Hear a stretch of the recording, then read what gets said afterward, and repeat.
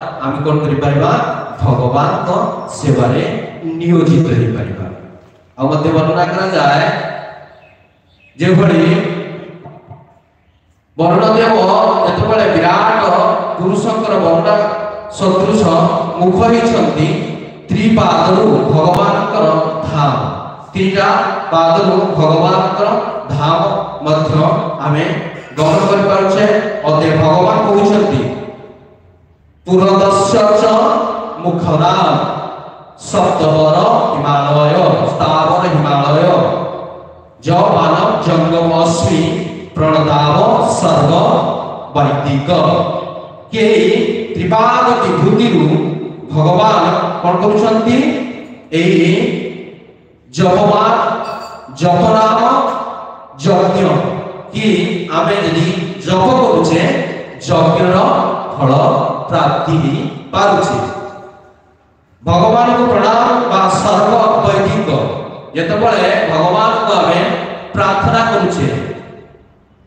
एई प्रार्थना माध्यम रे सर्व वैदिक मंत्र माध्यम रे आराधना करुछे एई आराधना माध्यम रे ए वैदिक मंत्रर माध्यम रे आमे कोन करुछे भगवान को प्रार्थना करुछे ए वैदिक मंत्र रे आमे भगवान को प्रार्थना करिबा द्वारा कि भगवान को संतुष्ट विधान निमित्त ए कार्य निर्वाह करुछे जहा फल रे कि सर्व वैदिक मंत्र त्रिपाद विभूति भगवान को धाम आउ ए भौतिक जगत भगवान का धाम आउ भौतिक जगत सुंदर भाव प्रभुपाद तत्व जो वर्णना करछंती भगवान का धाम होची चिन्मय कि जहा फल रे चिन्मय धान एवं भौतिक जगत भितर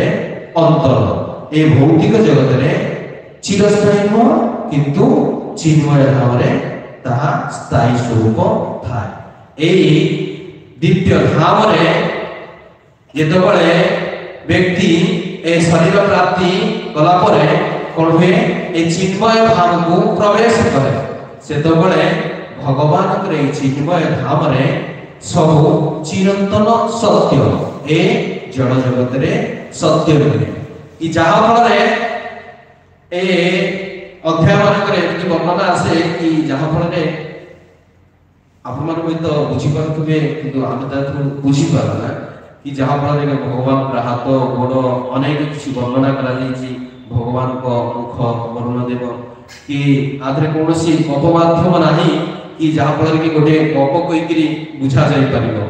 ए होछि भगवान कर विराट रूपर वर्णना कि जहा फल रे ए रूप आस्वादन एवं भगवान कर किभଳି निश्रुत स्रोत माध्यम रे आमे सब प्रभावित होउछे ब्रह्मा जी वर्णना करूछंती ए सुंदर वर्णना रे प्रभा भगवतीकार सुंदर श्लोक नउछंती कि क्लेश अधिकतर तेसु अभ्यक्ता सत चेतस के ए भगवत श्लोक माध्यम रे हम अनुभव करबा कि जड़े भगवत भक्ता ही अनुभव करि परिबो भगवान करे विराट रूप सदृशर आस्वादन करि परिबो एवं ए ब्रह्मा जी एवं नारद प्रश्न ब्रह्मा जी कर उत्तर रे सेही अनुभव करि परिबो भगवान केते महान हमर भगवान के प्रति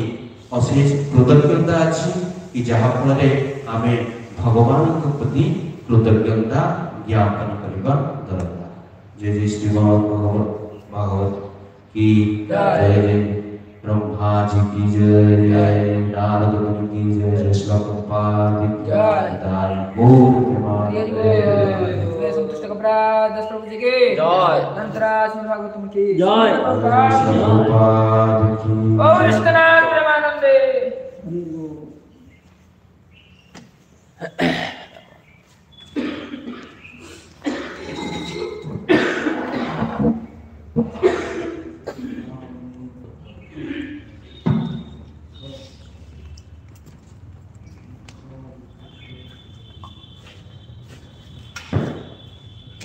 धूली लगे बस बोले पूरा धूल चढ़ी धूली हाँ चलिए